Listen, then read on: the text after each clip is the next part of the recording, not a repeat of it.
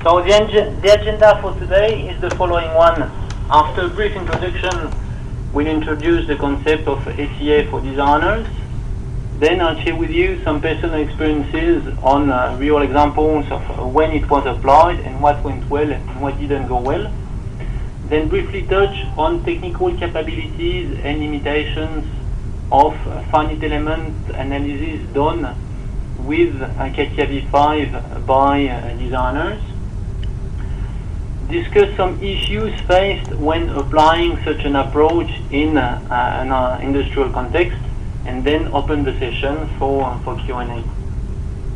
So, as an introduction, I'm a frog by birth, Australian for the last 7 or 8 years, and most of what I'll be sharing today comes from my personal experience as a user of CATIA V5 for ACA when I was working as a mechanical designer. The first thing to highlight is the fact that this is not a new concept. You have in front of you the what Dassaul Systemes has been delivering over the last 30 years. Some concepts were groundbreaking at the time, like 3D, and that was already a long time ago. But the idea of ACA for designers is not a new one. So the first time I saw this approach was in 1998 when I was working in the aerospace industry in France, designing missiles, I should say.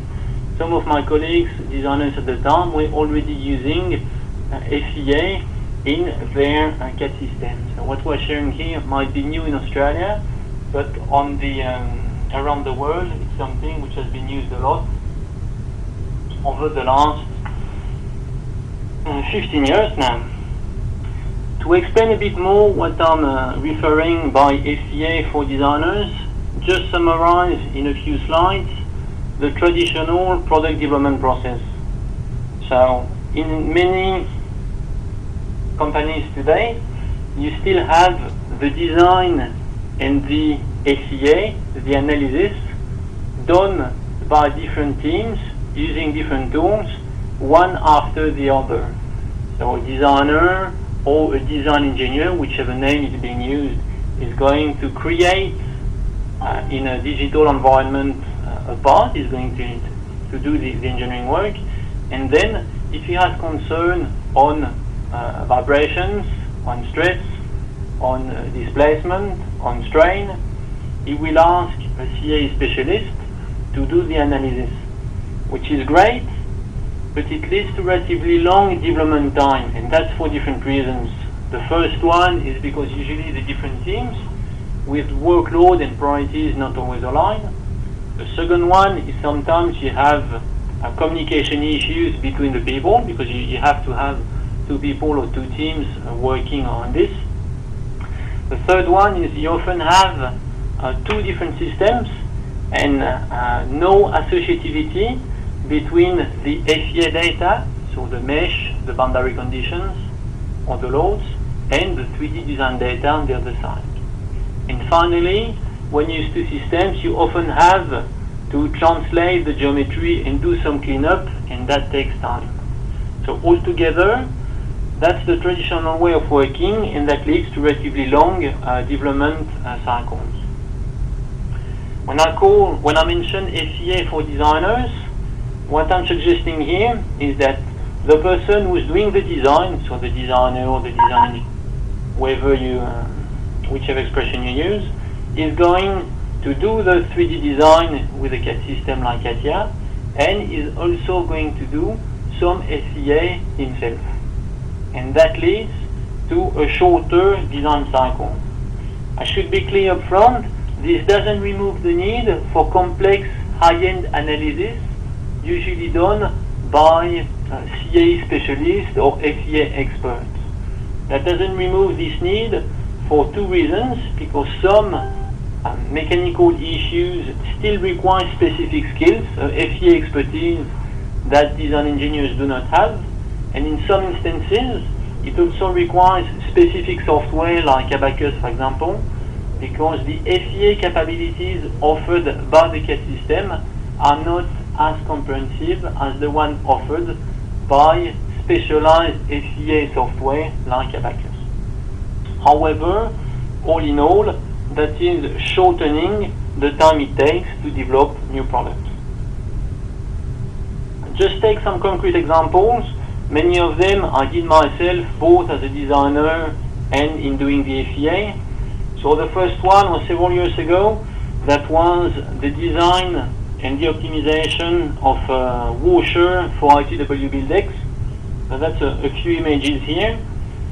Within a day, was able to do 8 optimization, and by optimization I mean optimizing the design, doing the FEA, doing the post-processing, analyzing the displacement and the stress, both for masses and principal tensile stress, to iterate. And I appreciate that it's relatively simple design, but 8 in a day is a relatively quick design cycle. Another example was before I came to Australia, so that was in early 2000 when I was working at the Honda in Japan.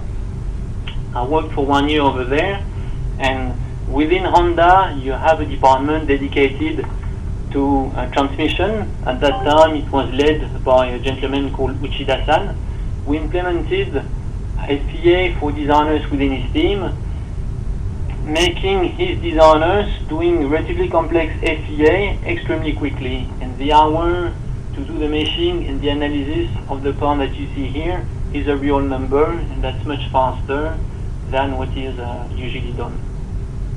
And the third one is another one that I did myself in Australia. That was probably in 2007 or 2008.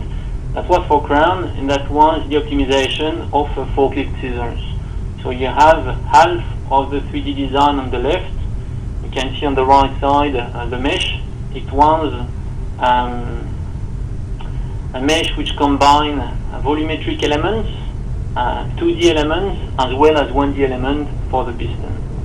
What you can see here is an idea of the displacement as well as the front mass stress.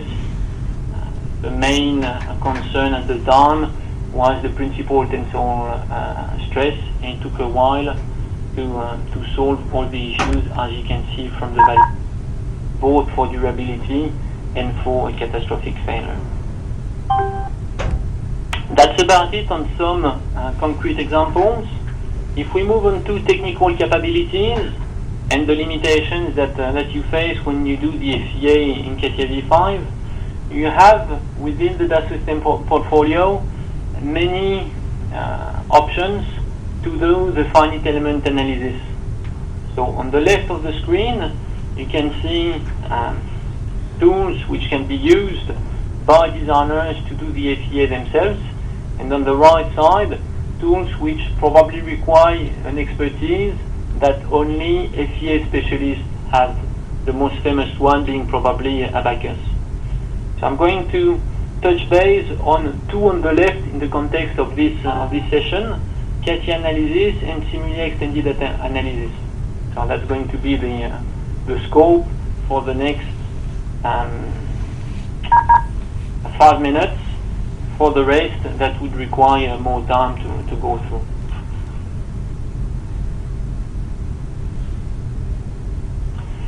If you have a look more in detail on the portfolio for CATIA Analysis and for Simula Extended Analysis, so tools which can be used by designers, you have several products.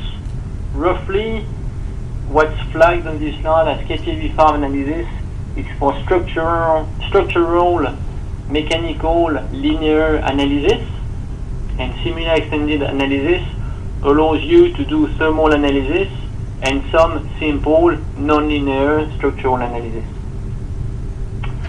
One which is often used and which is very easy to implement with design engineers are modules called GPS and GAS. In a nutshell, that's structural linear analysis.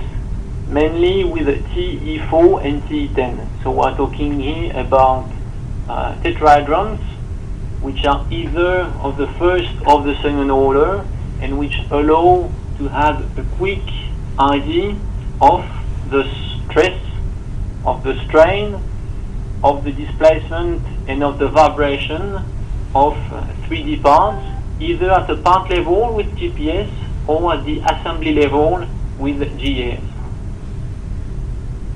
If you want more information on this, because there is no time obviously to go in depth with all the capabilities, you can either contact my colleague Robert Levy at Invenio. You have his email address just here.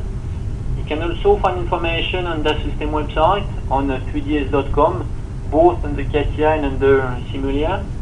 And if you are a CATIA V5 user, there are probably many in the audience which are using CATIA on a daily basis. You can also have a look at the CATIA V5 help. If you have the help installed, if you go on Elfini solver verification, you can then click on which license to perform this scenario, and for CATIA Analysis at least, it tells you what you can do with GPS, what you can do with GAS, which issues will you face, what are the limitations. Now, concretely, most of the time, the issue to introduce these methods, which have been used by many companies very efficiently, has little to do with technical capabilities. There are often 4 issues which are mentioned when trying to implement such an approach. And I've listed the top 4 reasons not to do anything and to continue working the way we've been working for many years, I would say. The first one is something which says that's too expensive for designers. They can't do FEA themselves because the software is too expensive. The second one is to claim that designers do not have the skills to do simple finite element analysis.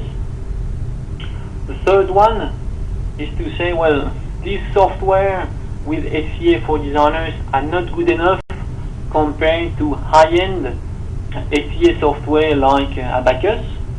And the fourth one is more of a worry for people who are currently FEA specialists, and it's in a nutshell, if the designers are doing the FEA, what the hell are we going to do? And they are the 4 reasons which are often mentioned, and which I must say are not particularly relevant to me. The reason why I think that they're not good reasons not to act is the following one. The first one is in terms of cost. I've put here the cost of GPS, GAS, and the combined modules, and it's relatively cheap if you put that in perspective with the cost of developing a product. And I did that for many years. I have a relatively good idea of the cost of developing complex industrial products. So the amount is not much. The second one is by experience to teach finite element analysis and to teach the use of this simple module called GPS takes roughly 3 days. Now that's not much in terms of skills transfer. The third one is my practical experience as a designer in the past. Roughly 50% of the issues I was facing as a designer when I had a concern with vibrations or with stress is that in half of the case, using GPS was helping me to improve my design. So there were probably 50% where I could recognize that GPS was not enough. That's when there was thermal expansion as well, which was increasing the stress. That can be when I have to use specific finite elements beyond the ones which are offered by GPS, or when there was a high non-linearity. But in 50% of the case, using GPS was certainly helping me improving my design. And for the first objection, I've worked as well later as a CA specialist, and when designers are doing FEA, I had two roles. One was to train and to mentor these designers, because I knew more than they did on FEA. And the second one, that was giving me time to focus on more complex and more interesting CAE issues. Now I've listed a few here. There are obviously a lot more, but that can be multi-physics, that can be acoustics, that can be nonlinear, crash, advanced durability, and so on. So the simple analysis was being done by the designers, and I was focusing on the more complex ones.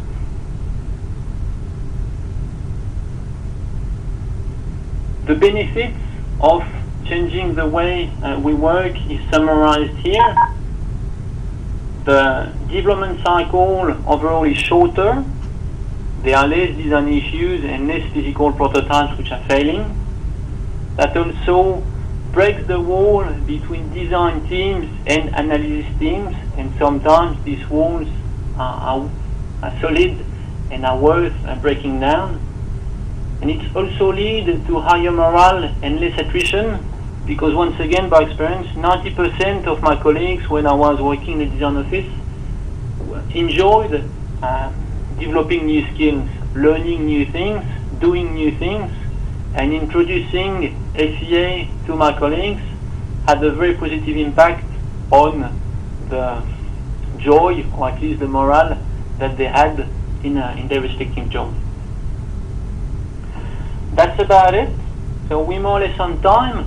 Now open it to Q&A. If for any reason you want this presentation, you need more information, you could not hear what was said properly, you would like a similar session on other topics, feel free to contact my partner Robert Clevey at Invenio, and this session will be repeated. Just wanted finally to thank you for your time before opening to questions.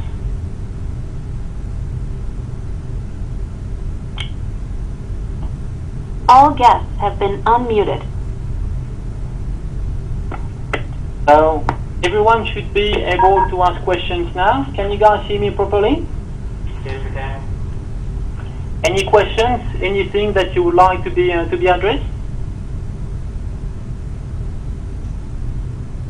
No, we haven't.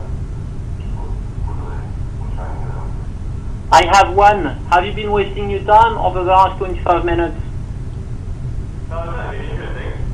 Now, do you provide training? Do you come down to our site and train us in all this? How does that happen? So the teaching of this module can be done by a company called Invenio, which has probably invited you to this session. Many of my ex-colleagues are working at Invenio and have the skills to teach you how to use GPS, and also to teach finite element analysis. So for any training, just email Rob, and you have his email address here. He'll be able to help you guys with that. Yeah, hi, this is Robert from Invenio. Just to further on Christian's comments there, training will depend on the size of the classes. So yes, we can either train in our offices in Box Hill, or we can also organise training on site for different organisations.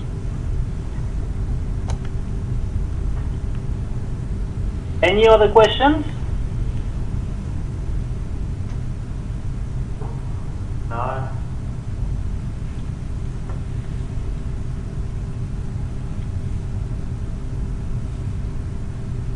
Not at all good?